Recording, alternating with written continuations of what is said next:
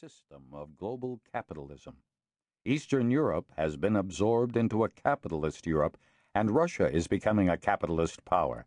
China, although officially still communist, has become a hotbed of global capitalism. All this is a triumph, by almost anyone's definition. Some observers rightly point out that these gains have been accompanied by widening inequalities of income and wealth. The gains have also accompanied other problems, such as heightened job insecurity and environmental hazards such as global warming. Strictly speaking, though, these are not failings of capitalism. Capitalism's role is to enlarge the economic pie. How the slices are divided and whether they are applied to private goods like personal computers or public goods like clean air is up to society to decide. This is the role we assign to democracy. Democracy means more than a process of free and fair elections.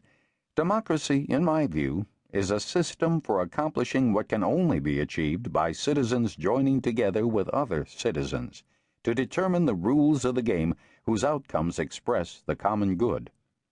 The rules, of course, can affect how fast the economy grows.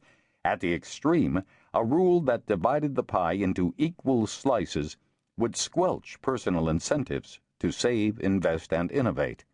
Another rule might do more to spur economic growth.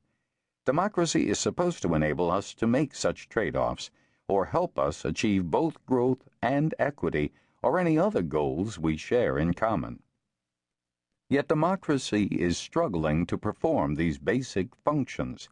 As inequality has widened, the means America once used to temper it, progressive income taxes, good public schools, trade unions that bargain for higher wages, have eroded. As the risks of sudden loss of job or income have grown, the social safety net has become less reliable. More of us lack health insurance. As a nation, we seem incapable of doing what is required of us to reduce climate change. Many Americans are also concerned about the crassness and coarseness of much of contemporary culture, and about the loss of main streets and their surrounding communities.